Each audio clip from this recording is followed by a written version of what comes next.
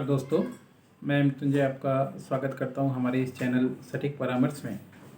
और व्हाट्सएप पे एक क्वेश्चन आया हुआ है जिसके बारे में थोड़ा बात करना ज़रूरी है आप लोगों से, क्योंकि ये बहुत से लोगों का इशू रहता है और आगे भी रहेगा कि can I use expired trademark, यानी ये जो है एक्सपायर्ड ट्रेडमार्क यूज़ कर सकते हैं या नहीं कर सकते हैं। तो सबसे पहले तो जान लीजिए कि एक्सपायर्ड ट्रेडमार्क क्या होता है और कब एक्सपायर्ड होता है, ताकि मान लीजिए उसके अनुसार आप अपना चीज़ देखते रहिएगा।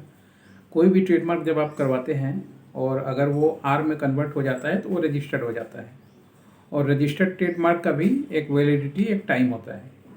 चाहे कोई भी क्लास में हो, 45 46 क्लास है अभी तक लगभग, और भी हो सके बढ़ेगा धीरे धीरे। गवर्नमेंट जैसे जैसे बिजनेस बढ़ता है अपना डिसीजन लेके चीज़ों को डिवाइड करके बढ़ाती है।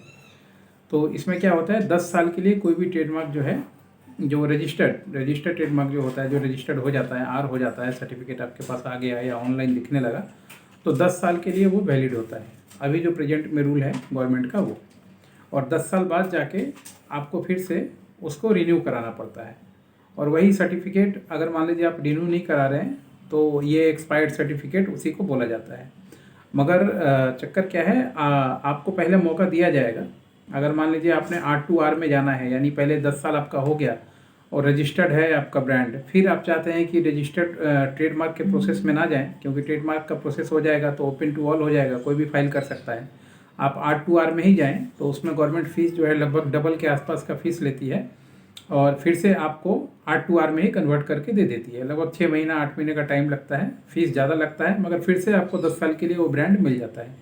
जैसे जितनी भी बड़ी कंपनियां हैं, रिलायंस हुआ, टाटा हुआ, या जो भी आप देख रहे हैं आपके सामने ब्रांड है, वो सब देखिए लगातार आर लिखते जाते हैं। तो उनका कारण यही होता है, वो जैसे ही उनका आर ख़त्म होता है उससे पहले उसको फिर वो R2R में करा लेते हैं।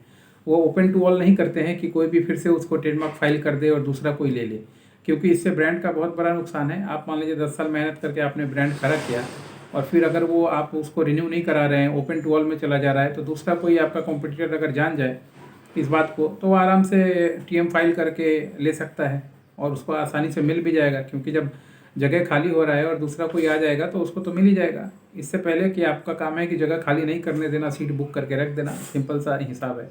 तो एक्सपायर्ड ट्रेडमार्क का यही हिसाब होता है। हमारे भी बहुत से क्लाइंट हैं जिनका 10 साल हो चुका है, मगर कुछ हैं कि सोए हैं, उनको कोई मतलब नहीं है। मगर यही चीज़ मतलब कब हो जाएगा, जब कोई उनका कॉम्पिटिशन R2R में ले लेगा, तब उनका हाथ पैर फूलने लगेगा। फिर हम लोग को बोलेंगे सर आपने बोला नहीं, जबकि हम लोग ने सारा डिटेल सबको फ़ोन करके भी बता दिया कि 10 साल आपका हो चुका है, R2R में आप जाइए और फिर से अपना सर्टिफिकेट ले लीजिए। गवर्नमेंट का फ़ीस ज़्यादा लगता है। देखिए चक्कर क्या है, बिजनेसमैन काम तो करते हैं मगर छोटी छोटी चीज़ों में पैसा बचाने के लिए अपना ब्रांड बर्बाद कर लेते हैं, और लोग सीरियस नहीं हैं। फिर दूसरे को दोष देके कोई फ़ायदा नहीं है कि मेरे को इन्वायरमेंट नहीं मिला, बिजनेस नहीं मिला, ये नहीं मिला, वो नहीं मिला। आपको सब कुछ मिलता है, सब कुछ तैयार करते हैं, उसके बाद छोड़ के भाग जाते हैं। ये सबसे बड़ी बीमारी है। चाहे पूरे इंडिया में कहीं भी जाइए, लीगल कॉन्सेप्ट पे, मार्केटिंग पे कोई खर्चा ही नहीं करना चाहता। सभी चाहते हैं कि बना बनाया बिजनेस मिल जाए और काम होते रहे। तो उस तरीके से काम नहीं चलता है दोस्तों।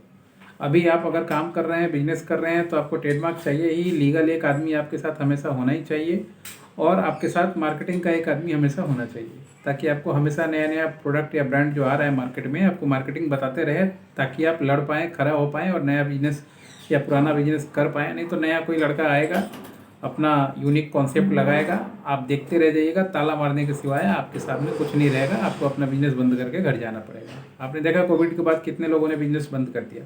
कारण क्या है, अपडेट नहीं थे।